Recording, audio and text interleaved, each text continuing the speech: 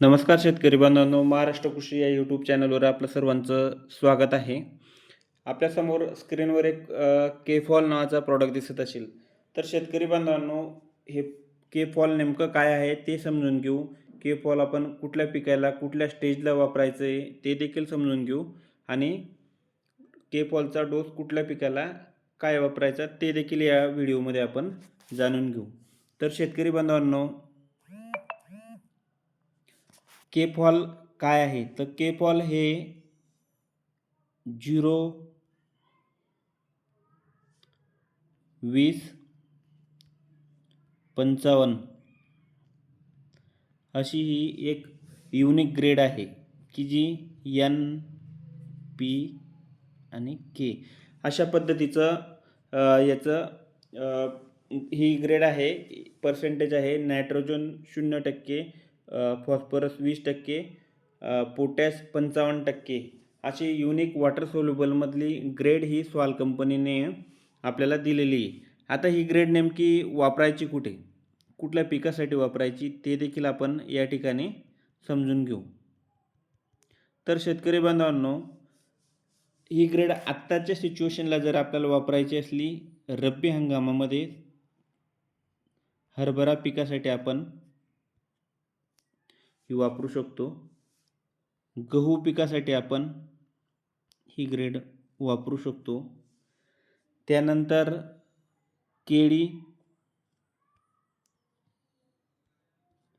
केळीसाठी देखील एकदम best grade ही मानली जाते. त्यानंतर आपल्याला जर वापरायचं असलं तर मका पिकासाठी देखील आपण हे वापरू शकतो. आता हे कुठल्या स्टेजला वापरायचं ते देखील आपण समजून घेऊ. तर सुरुवातीला आपण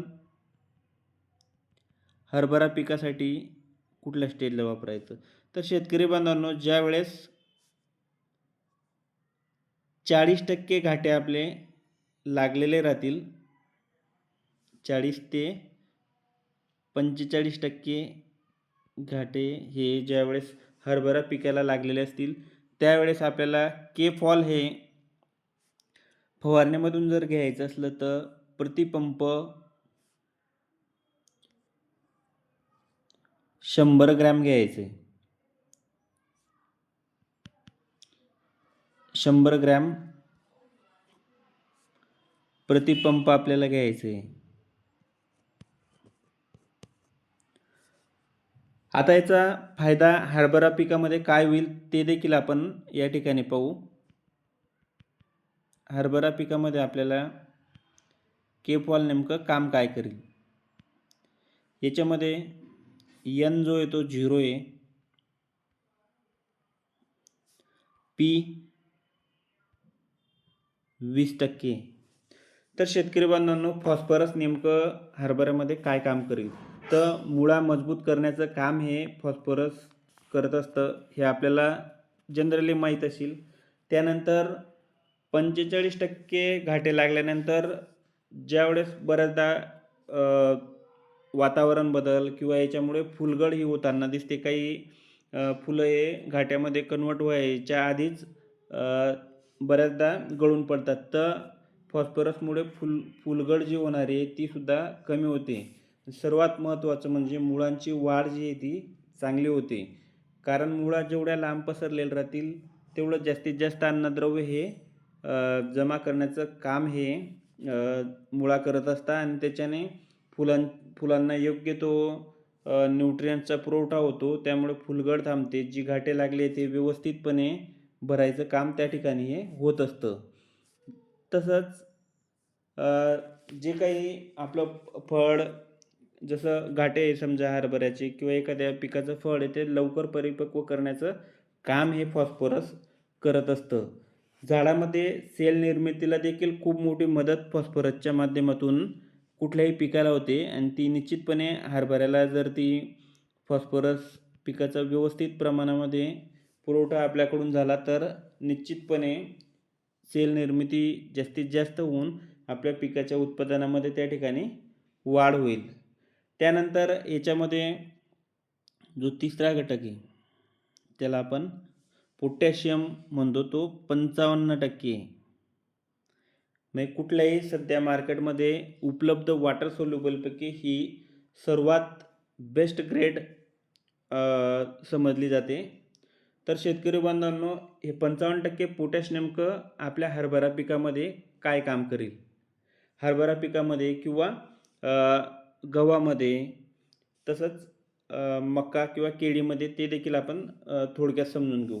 तर पोटॅशचं काम काय आहे? तर पोटॅश हे रोगप्रतिकारक शक्ती, म्हणजे जी काही रोग रोगाचा प्रादुर्भाव हा त्या पिकावर होणार आहे, त्याला रेजिस्टिव्हिटी देते, त्याला प्रतिकार करण्याची शक्ती त्या झाडाला देण्याचं काम हे पोटॅश करत असतं. तर हरभऱ्यामध्ये हे काय काम करेल?